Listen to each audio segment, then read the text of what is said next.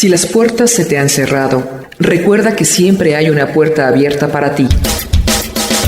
Puerta Abierta, un programa con el doctor Guillermo Torres.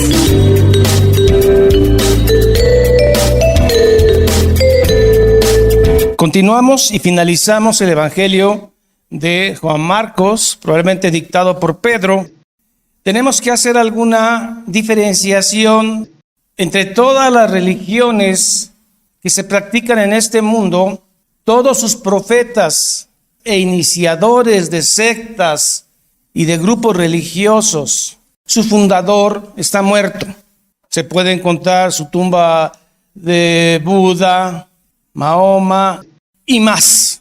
La diferencia es que el fundador del cristianismo y su precursor, el judaísmo, resucitó y vive en la presencia del Padre sentado a la diestra. Que no es que literalmente esté sentado, es una forma de decir el poder a la derecha. Otra gran diferencia es de que aquí usted no necesita hacer nada para salvarse. ¿Recuerda al ladrón de la cruz? Pues salvo, hoy mismo estarás conmigo en el paraíso. ¿Y qué obras hizo? Ninguna. Aquí usted se salva por gracia, perdón de Dios, cambio de mentalidad, metanoia. Cuando ya tiene el Espíritu Santo en usted, como añadidura, hace buenas obras. No para salvarse, sino porque usted se da cuenta que por gracia recibió y de gracia tiene que dar. Y por eso hace buenas obras, no para salvarse. Esas son dos de las grandes diferencias entre el cristianismo y las grandes y abundantes religiones de todo tipo. Hoy estamos terminando el Evangelio de Marcos. Nuestro Señor fue tomado preso, arrestado, golpeado, masacrado, flagelado y crucificado. Todo esto en un día viernes. En el momento de la crucifixión, quien permanece en la cruz es un puñado de mujeres, junto con un hombre, el discípulo amado, Juan. Este puñado de mujeres son 3 Marías y una Salomé. María, la madre de Jesús, su hermana, que es Salomé, tía de Jesús. María Magdalena de Magdala no es la mujer adúltera, sino la mujer que fue liberada de varios demonios. Y otra María, la mujer de Cleofas. Estas mujeres están cerca de la cruz. Pero aparte hay otro grupo de mujeres que venía de Galilea. Dentro de ellas Lucas afirma que hay una que se llama Juana. Un pequeño grupo llorando a la pie de cruz. A ese grupo pertenecemos nosotros, los que en un tiempo lloramos al pie de la cruz. Y el mundo se reía y Satanás festejaba y los fariseos creían que su plan tuvo éxito. Y ya para terminar el capítulo 15, Jesús es sepultado. La Pascua venía, el pasaje. Todo esto sucedió en viernes. Deuteronomio 21:22 decía que la religión del judaísmo decía que no podía permanecer un hombre colgado en un día de Pascua. La Pascua está por comenzar. La Pascua empieza a 6 de la tarde. Jesús expiró a las 3 de la tarde. En esas 3 horas se dieron varios eventos. Jesús fue bajado de la cruz. ¿Quién pidió el cuerpo de Jesús? Un hombre rico y piadoso, que extrañamente pertenecía al Sanedrín y que no estuvo de acuerdo con el juicio. José de Arimatea. Bajan el cuerpo de Jesús. José compra 45 kilos de mirra y de aloe para ungir. Ellos no eran como los egipcios, que las momias y todo esto, su nombre es embalsamar. No, ellos llenaban de aceite, imagínense, 45 kilos en el cuerpo de Jesús para que la putrefacción, ahí es muy cálido, no se diera tan inmediata y pudiera ser enterrado con honra. Antes de las 6 de la tarde, antes que empezara el Sabbat, la Pascua, Jesús es llevado a una tumba. Juan aclara que era una tumba de rico y una tumba que estaba cerca del Gólgota. Antes de que den las 6, José de Arimatea entra osadamente a ver a Pilato y le dice: dame el cuerpo de Jesús. Pilato se sorprende y dice: ¿ya murió? porque normalmente soportan 2 o 3 días. El centurión dice, ya murió, pues que le den el cuerpo. José de Arimatea hace caer la cruz, separa los clavos de los pies y las manos de mi maestro, lo envuelve en sábana limpia y con 45 kilos de aloe y mirra es sepultado, cumpliéndose las escrituras que Cristo iba a ser sepultado entre los ricos.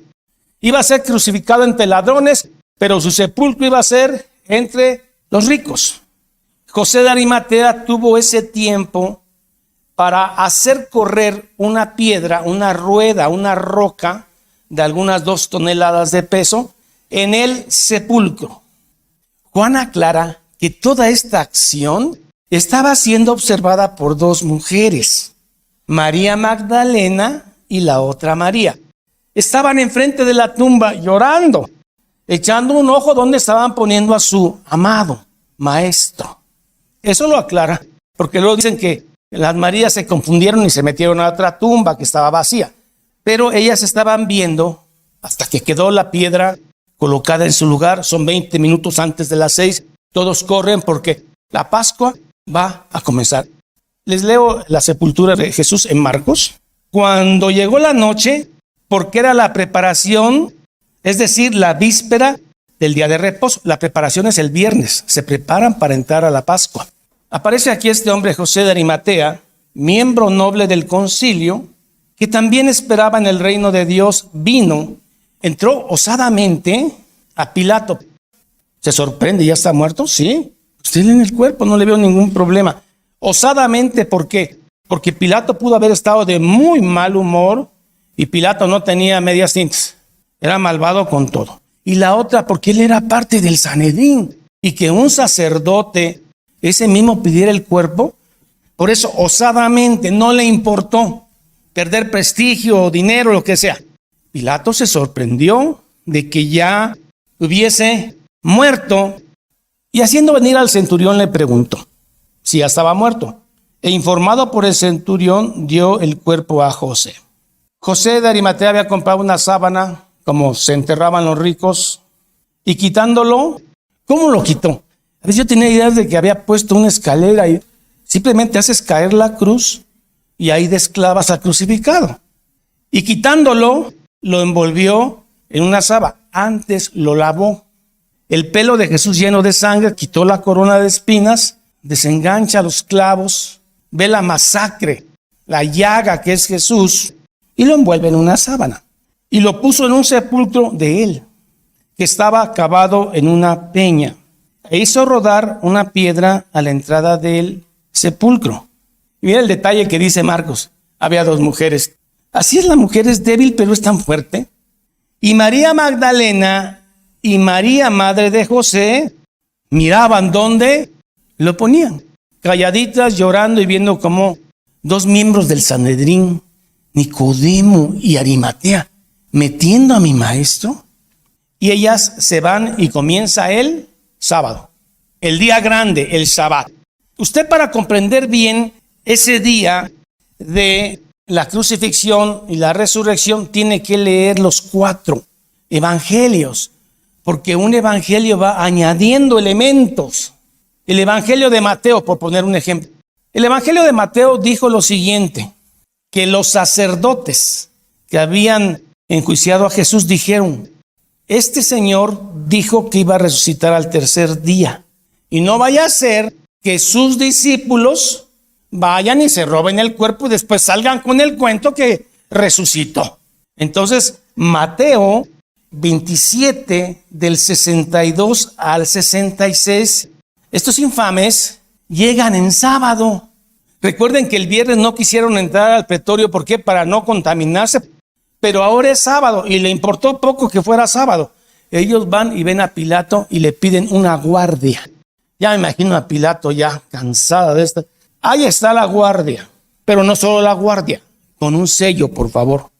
Aparte de la piedra, de lo pesado, una guardia romana, no del templo, una guardia romana y un sello romano. Ay de aquel que viole un sello romano.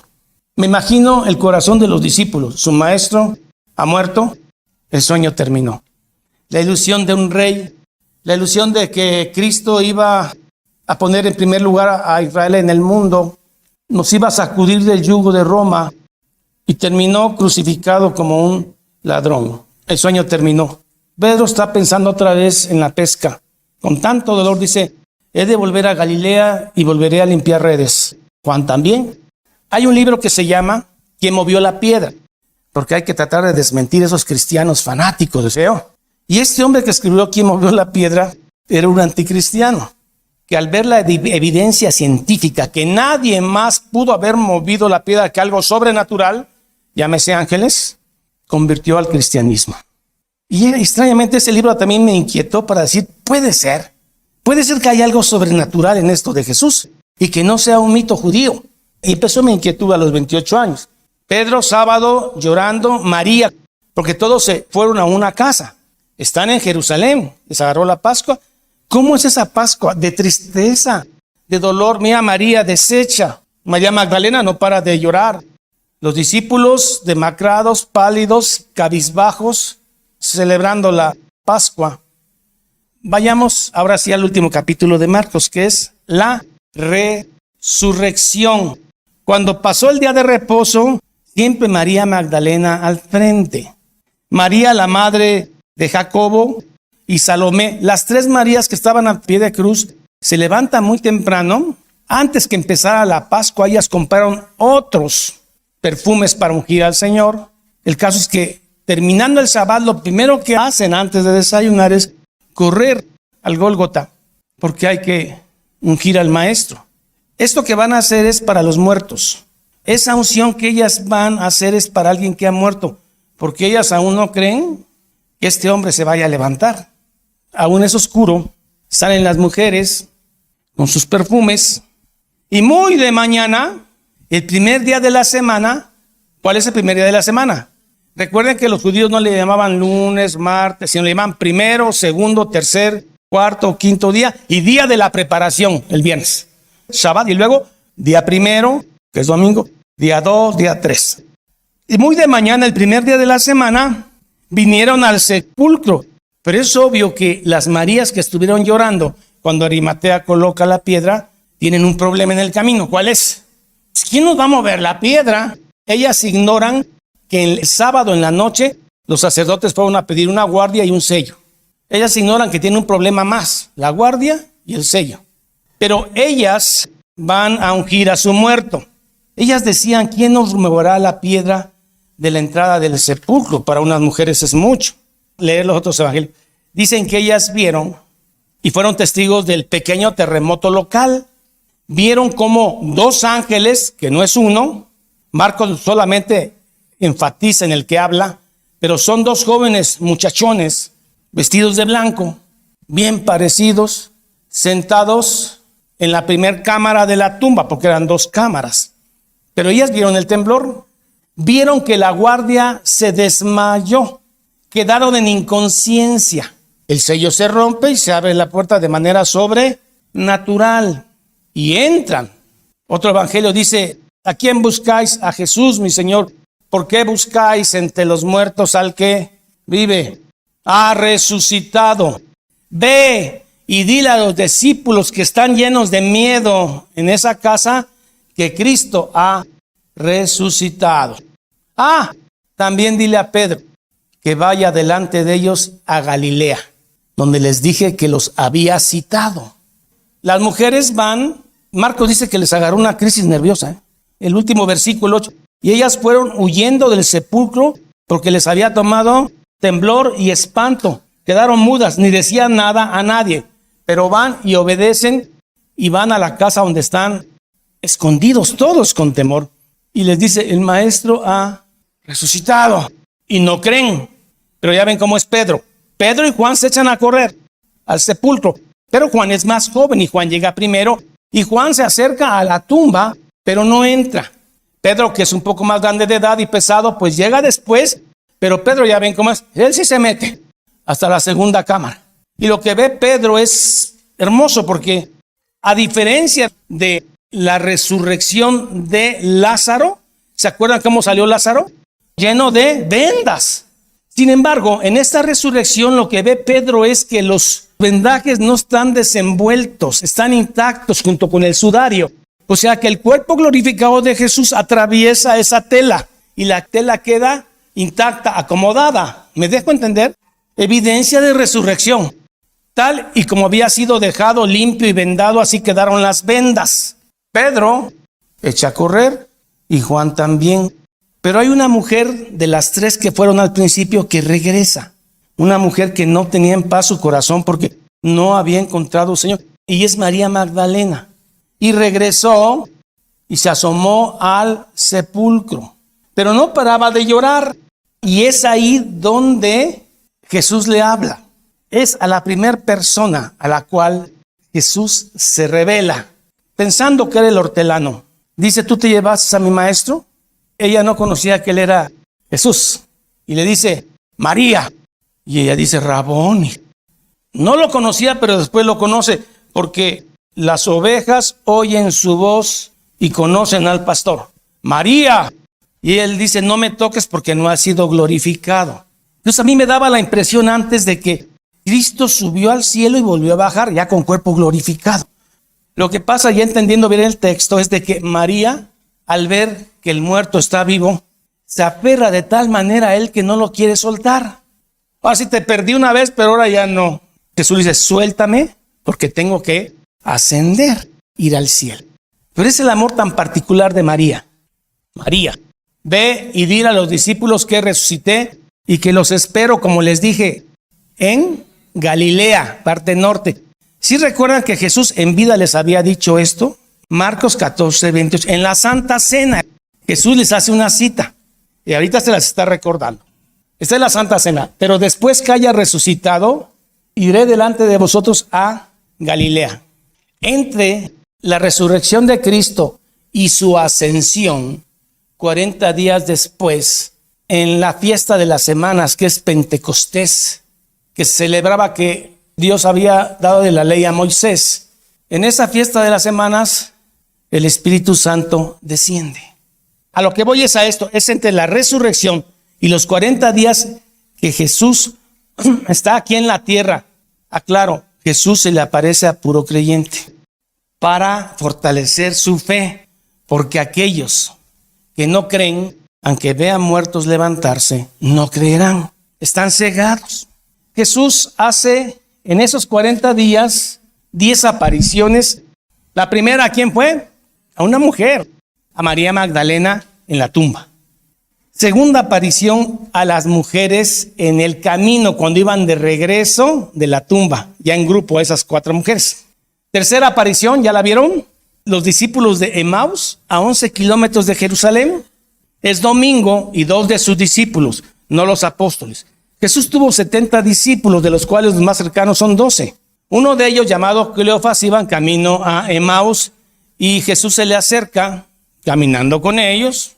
¿De dónde vienen? De Jerusalén. ¿Qué pasó ahí? Todo el mundo sabe lo que pasó. Apareció el Mesías y lo mataron. Llegan a Emaús, Jesús hace como que se va, ellos lo invitan a cenar. Jesús acepta y ya cenando les revela las escrituras y ellos se dan cuenta que es el maestro. Y Jesús desaparece. Y a esa misma hora se regresan a Jerusalén a decir que el maestro se les había presentado. La tercera aparición. Después solito a Pedro. Después se les presenta a los 10 discípulos en ausencia de Tomás. Después Tomás regresa y dice, si no veo y meto mi dedo en su costado, no creo.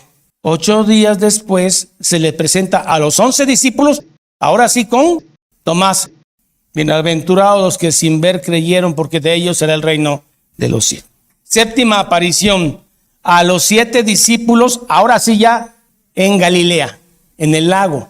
Pedro pescando, lavando redes. Ya había vuelto a su oficio anterior porque el sueño terminó.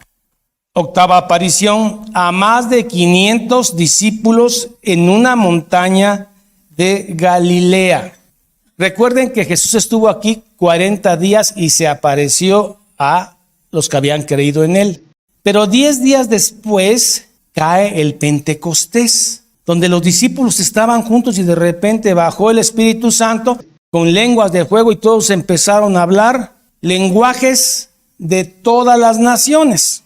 El Pentecostés, la caída del Espíritu Santo, que es la parte de la Trinidad que mora en nosotros, que nos convence de pecados, porque Dios no habita en templos hechos por manos del hombre, sino habita en cada uno de los creyentes, y somos el templo. 500 discípulos dicen, yo voy a subir, pero en 10 días vendrá el Consolador. Y cuando ese Consolador llega, solo 120 habían perseverado. Después, novena aparición, se le aparece en particular a Jacobo. 10ª aparición a los apóstoles en la ascensión al cielo. Hechos capítulo 1. Varones Galileos, no estén viendo al cielo, porque así como lo ven subir en cuerpo, sí un día regresará en cuerpo a mandar. Después, de manera extraoficial, se le aparece a Pablo en su conversión. Pablo queda ciego. Iba persiguiendo cristianos a caballo, lo tumban del caballo. Saulo, ¿por qué me persigues? Duro es dar coces al aguijón. ¿Quién eres? Soy Jesucristo tu Señor. La próxima vez que se aparezca, hermano, vendrá en gloria y todo ojo lo verá. Mateo 24:30. Regresamos al estudio. Vamos al versículo 3. Pero decían entre sí las mujeres, ¿quién nos removerá la piedra de la entrada del sepulcro? Pero cuando miraron, vieron removida la piedra, que era muy grande, y cuando entraban en el sepulcro, vieron a un joven sentado al lado derecho de la primera recámara. ¿Y quién es este joven bien apuesto y parecido? Es un ángel. Pero hermano, los ángeles son espíritu. Los ángeles no tienen soma, cuerpo. Pero Dios puede permitir que un ángel tome soma. Y además soma antropomórfica, o sea que se parezca a un ser humano.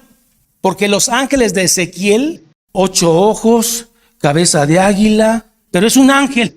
Pero Dios puede permitir que los ángeles tomen forma de muchacho guapo y que se sienten en la tumba y que muevan la piedra. Porque los ángeles no tienen espíritu, pero Dios puede permitir. ¿Se acuerdan que en Sodoma entraron 2 ángeles a hacer juicio? Y la gente de Sodoma quería entrar para tener intimidad homosexual con ellos. Ahí están los ángeles, que eran 2, aunque Marcos solo menciona 1. Y cuando entraron en el sepulcro, vieron a un joven sentado al lado derecho, cubierto de una larga ropa blanca. Ellas se espantaron, es obvio, mas él les dijo, no os asustéis, buscáis a Jesús Nazareno, el que fue crucificado. Ha resucitado. No está muerto, vive, tal y como él lo dijo. 3er día. Ha resucitado, no está aquí. Mirad el lugar donde le pusieron. Pero Jesús el Nazareno me dio un recado para ustedes.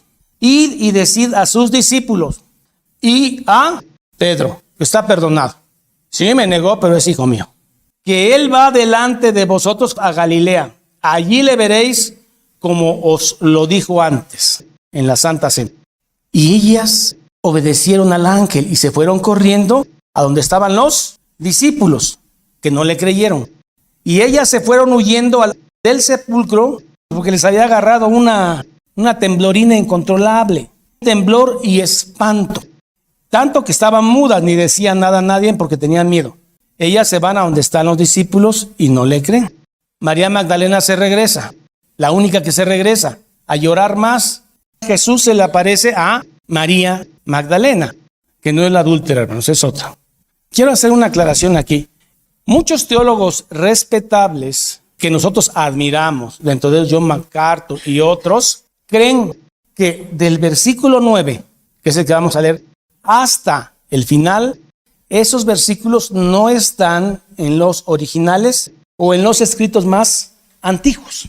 Pero también hay teólogos sumamente respetables que creen que sí están en los manuscritos más antiguos. Entonces usted tiene que recordar sobre texto crítico y textus receptus. Creemos en el textus receptus y no en el texto crítico, que no creemos que el texto crítico sea tan antiguo. El hecho que alguien crea que estos versículos, incluyendo la coma juanina, 3 son los que dan testimonio en el cielo, el Padre, el Hijo y el Espíritu Santo. También dicen que no está en los originales. Tampoco el pasaje de la adúltera y muchas cosas más dicen que no están. Esos hermanos que dicen que no están, no son mis enemigos. Son tan hermanos como yo, porque el resto de la Escritura avala que Cristo es Dios y que Cristo es parte de una Trinidad. Sigue siendo mi hermano. Jesús se aparece a María Magdalena. Dice, habiendo pues resucitado Jesús por la mañana, domingo, el primer día de la semana, apareció primeramente a María Magdalena. El mundo es como una parvada de aves que van rápidamente, que van muy apuradas a caer en una red. Y me imaginé al pequeño grupo que Dios rescata, metanoia, arrepentimiento, de aves que se dan cuenta que van a la red y regresan. Y empiezan a luchar en contra de todas las aves que van en una vida feliz, llena de prosperidad, llena de alegría en esta tierra, tratando de sacarle el jugo a esta vida hasta el último minuto de existencia. Aves que pasan junto a ti, dentro de ellos amigos, familiares, seres queridos. Y a ti Dios te abrió los ojos y te dijo, ahí está una red, para atrás. Ahí están las Marías, el mundo en contra de Jesús y un pequeño grupito en viernes llorando a su Señor. Pero ese Señor resucitó. Aquí aclara que María Magdalena es a la que le habían echado los demonios, no es la adúltera. La adúltera debería estar aquí también llorando, pero pues no está. Yendo ella, María Magdalena, lo hizo saber a los que habían estado con él, los discípulos, tristes, demacrados, llorando. Ellos, cuando oyeron que vivía, que había resucitado, no le creyeron. Jesús tuvo que aparecérsele personalmente a todos para que creyeran. Y al que dijo, no, yo no creo, dijo, aquí estoy, toca mi costado, toca mis estigmas, mis heridas, y cree. La máxima declaración de Dios, oh, Dios mío, mi Señor, creíste porque viste. Pero bienaventurados aquellos como nosotros que no lo hemos visto y creemos. Siguen las apariciones. Jesús se aparece a 2 de sus discípulos, los que van a Emaús. No es del grupo de los 12. Recuerden que había como 70. Uno de ellos se llama Cleofas. Y luego llega el tema de la gran comisión. Tenemos que dividir en 2 grupos a los que creen que todavía estos dones existen y al grupo de cristianos que no cree que estos dones existan, sino que son dones apostólicos, que solo existieron durante la época apostólica. Vamos a leer el texto. Finalmente apareció a los 11 mismos. Estando ellos sentados a la mesa, primero les reprochó su incredulidad y dureza de corazón, porque no habían creído a los que le habían visto resucitar. Y les dijo, id por todo el mundo y predicar el evangelio a toda criatura. Aquí se va a separar el judaísmo del cristianismo, porque este mensaje de Cristo que está amparado en el judaísmo, este mensaje de Cristo de la cruz ahora es para todo tribu, lengua y nación, para todo el mundo. No es que todo el mundo va a ser salvo, sino que ahora de todo el mundo Dios va a agarrar gente salva, que Él va a salvar. Ya no solo los judíos. Aquí se termina el exclusivismo judío y comienza el evangelio a todas las naciones. ¿Y quiénes se encargaron de esta tarea de manera inmediata? Los apóstoles. El que creyere y fuere bautizado será salvo. No quiere decir que el bautizo salva. El bautizo solamente es una expresión externa de lo que ha pasado internamente, que has creído, has nacido de nuevo. Si alguien ha creído en Jesús y se muere al otro día y no fue bautizado, es un ser salvo. El que creyere y fuere bautizado será salvo, mas el que no creyere será condenado. Si aquí tengo un grupo de gente que está asistiendo a la iglesia y yo le hablo de chistes, de una predicación jocosa, humanista, que Dios está para servirte, que Dios quiere que seas feliz, que Dios quiere que no sufras, Dios quiere que no tengas enfermedades. Entonces, ¿por qué me manda enfermedades? Alguien está engañando, porque la Biblia dice que tendréis aflicción en el mundo, pero confiad, yo he vencido el mundo.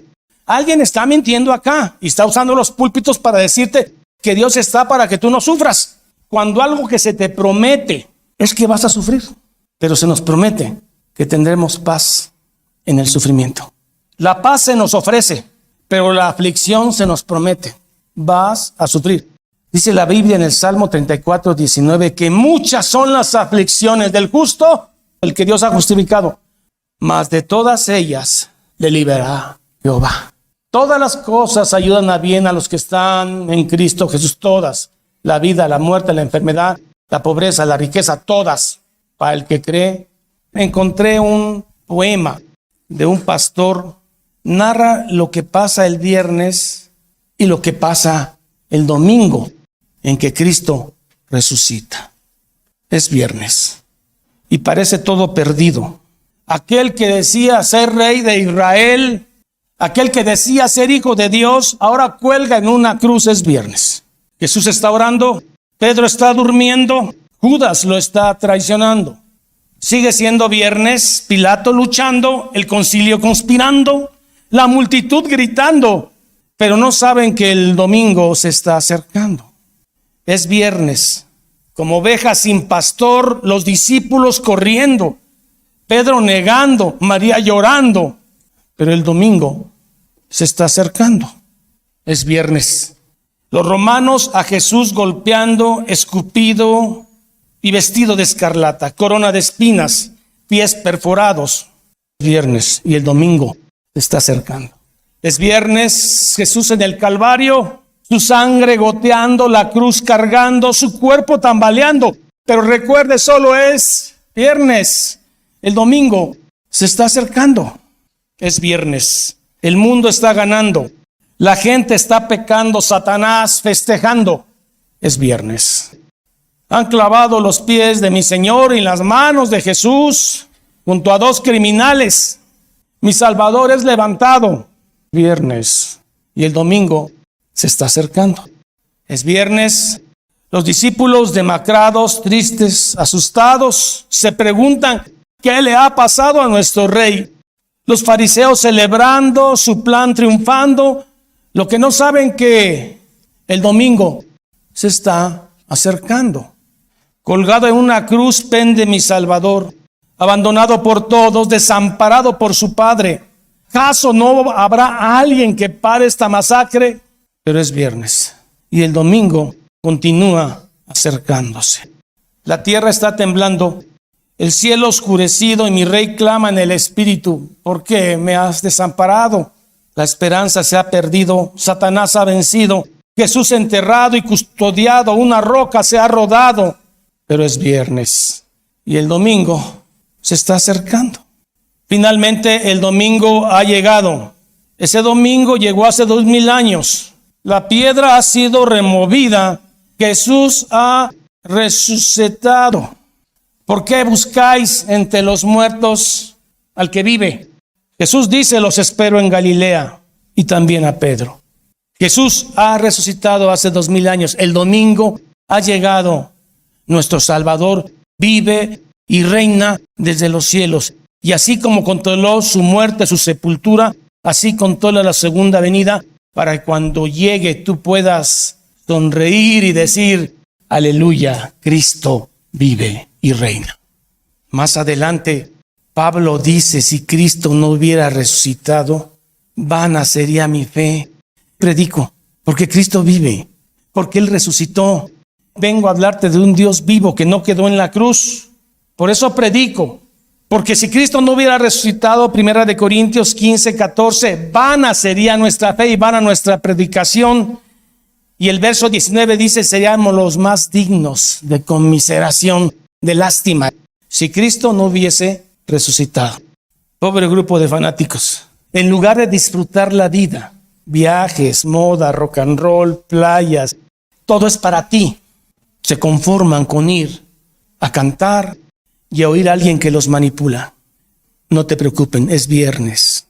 El domingo cósmico vendrá cuando Jesús regrese. Y entonces erguir vuestros rostros, porque vuestra salvación está cercana. ¿Usted cree eso? Usted es del grupo que estuvo en la cruz. Son las mujeres que lloraron ahí con la Magdalena y con María. Y usted es el grupo pequeño, tierno, frágil, que espera el domingo cósmico. Él resucitó, primicia de los que resucitaremos después. Y si Cristo vive, viviremos nosotros. El que no conoce a Cristo está muerto. Dejad que los muertos entierren a sus muertos. Tenemos vida eterna en paz, porque Cristo resucitó. Señor, gracias porque un día me abriste de los ojos y pude entender que vives y reinas en un mundo que aún no te conoce. Pude ver a través de los ojos de la fe que tengo un Salvador que murió hace 2000 años y que un momento a otro Él puede venir en un feliz domingo cósmico, que todo mundo lo verá. Señor, es cierto que sufro, es cierto que lloro, como todos mis hermanos. Se nos promete el sufrimiento, pero se nos ofrece la paz. Muchas son entonces las aflicciones del justo, mas de todas ellas las librará Jehová. Hemos sido rescatados de la muerte final. Señor, somos la luz del mundo, la sal de esta tierra. Si no estuviera el verdadero creyente en la tierra, tú ya hubieses terminado con ella. Y en nosotros vive el Espíritu Santo. Gracias por finalmente lograr entender esto y creerlo. En el nombre del Padre, del Hijo y del Espíritu Santo, sean bendecidos todos los creyentes. Amén. Vamos a despedirnos con las bendiciones ya conocidas, Números y Corintios. Jehová te bendiga y te guarde. Jehová haga resplandecer su rostro sobre ti y tenga de ti misericordia. Jehová alce sobre ti su rostro y ponga en ti paz. Corintios dice así: la gracia del Señor Jesucristo, el amor de Dios y la comunión del Espíritu Santo sean con todos vosotros. Y el pueblo dice: amén. Jehová es mi pastor, nada me faltará. En lugares de delicados pastos me hará descansar. Junto a aguas de reposo me pastoreará. Confortará mi alma. Me guiará por sendas de justicia por amor de su nombre. Aunque ande en valle de sombra de muerte, no temeré mal alguno, porque tú estarás conmigo. Tu vara y tu cayado me infundirán aliento. Aderezas mesa delante de mí en presencia de mis angustiadores. Unges mi cabeza con aceite, mi copa está rebosando. Ciertamente el bien y la misericordia me seguirán todos los días de mi vida, y en la casa de Jehová moraré por largos días. Salmo 23. Esta es la paz que Dios te da a través de su palabra. Busca un grupo de personas que te ayuden a leer e interpretar la Biblia. Te invitamos a escuchar el programa Puerta Abierta con el Dr. Guillermo Torres, pastor de la iglesia La Familia de Dios. Todos los días por esta estación.